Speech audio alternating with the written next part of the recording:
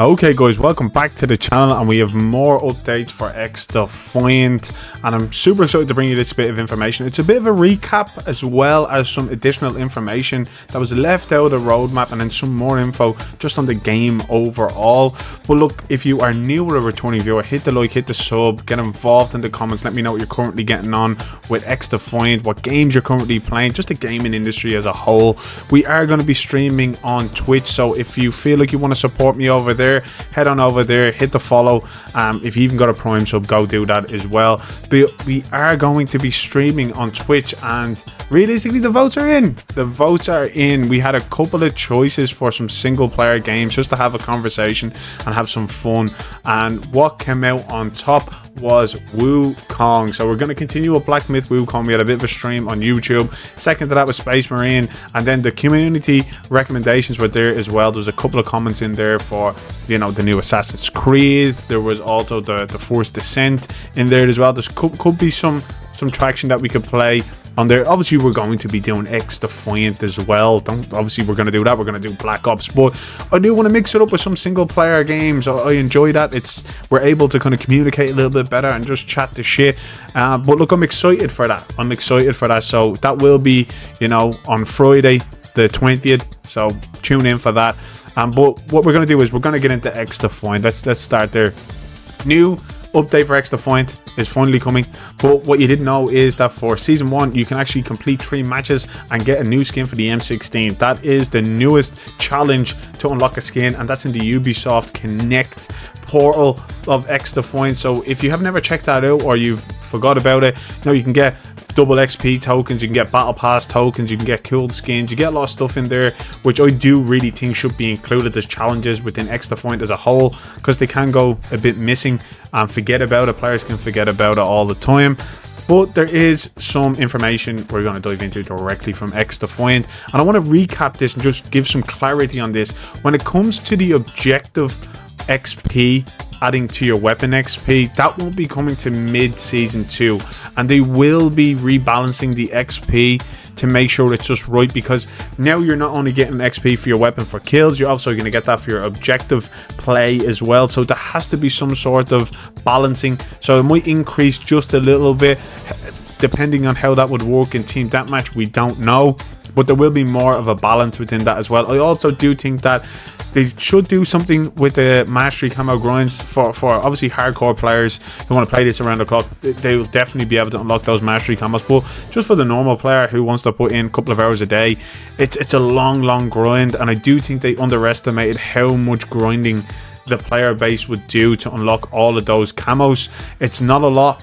It's a far stretch to get to that final mastery camo, and it can be a bit of an annoying thing to get to. I've kind of stopped on it. I'm just playing, and I'm not trying to grind anything too crazy.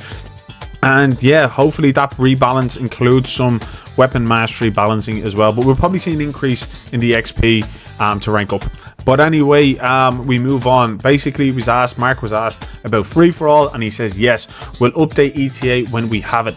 Well, free-for-all has been mentioned very early on in season 1, and we've said it from the very beginning. I don't know how that fits in with XDefiant. I really don't, because I can just see with the highwaymen coming in and that turret, the new tube that's coming into it, the thumper should I say, all of this with the phantoms. I know that's getting a bit of a rebalance. The health and the passive is going to be decreased down to 115. I just don't know how that would work. This game is very objective based. As much as team deathmatch kind of moves away slightly from that, it's still a team effort, and free-for-all, for me personally, I just don't think it fits in this game. But we'll have to wait and see how they're going to do that, how it's going to work out. You know, if they're trying to work around bomb as well, so I really don't know how that will work going forward. Look, I'm not hating on free-for-all. It is the OG game mode, but for me, I just don't think it suits a game like this. Sorry if you're a free-for-all fan and you're waiting for this to come out. It is coming, but I'm just saying it's just not personally for me. Let me know if you're waiting for free-for-all, if you think free-for-all would suit this game. Let me know in the comments below and we can have a chat about that. But other than that, we have got a couple of more insights on the game overall and where Mark Rubin is looking to take certain content. Basically, he was brought up about some more bugs in the game, and it's about the pump action and how it's preventing players from cancelling their reloads at certain points of the animation, and it's having issues within that as well. And he also goes on to ask, was the pellets from the shotgun actually have headshot multipliers? And I should also mention that it might only be if the player is trying to use cancel reload with ADS settings. And do shotgun pellets once again have multipliers? The pellets, not just the shot to the head. And he goes, I'll pass this along. He doesn't confirm or deny it, but I feel like if it's a headshot, it will have a multiplier. If you shoot them in the body from long distance and the pellets hit them in the head, I don't think you'll get like a multiplier for that. It's not that in depth, you know. They're not sculpting that so in depth to a point of one pellet would get you maybe 0.2 of a multiplier. I don't think it is. If it's a headshot, we'll get multiplier. So that's kind of been a little bit debunked. And talking about debunking, I played this game with no camos on my weapons and camos on my weapons, and I can tell you the net code and hit reg, it's a hit or miss. It's a bag of, you know, tricks that you might want to try, but unfortunately it just depends what game and what time you're playing the game at. You might get bad hit reg and netcode, you might get good hit reg and netcode. For me, I get a mixture of it since I've been playing it since I've been hid from the XD brief.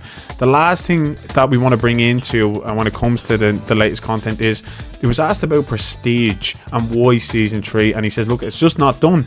We're not holding anything back just to put it in any season. It's being worked on, and right now it has been for some time, but does take some time. I would love if we could just get it out tomorrow.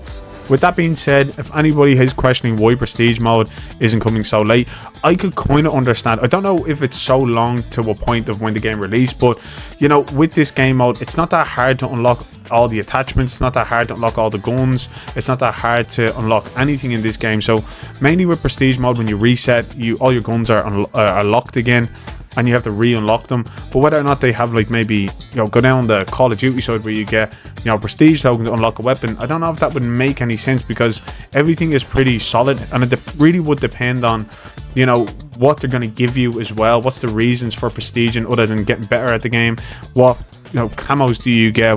Do you get something unique for that as well? So it really does depend, and they're probably working that out and how that would work and how many Prestiges are going to be in it. We also get asked as well from Aches, well, 2 Aches should I say, is that does the buffs from the passive of the new faction, which is Highwaymen, stack on top of the attachments for fire rate and reload speed? And he said yes. So with that passive, where they obviously give you a buff fire rate and reload speed, if you have quick reload on and you have that rapid fire barrel, you'll get that multiplier on top of it. So it even stacks even further, which is pretty slick to see. So it's nice to get some more context around a lot of this information, and I'm happy to see this, that we're getting a little bit more transparent and where we're at with kind of Prestige. But guys, that is all for me. You could have watched any other video, but you chose this one, and I really do appreciate that. Hit the sub, hit the like, get involved in the channel, and I'll catch you on the next one.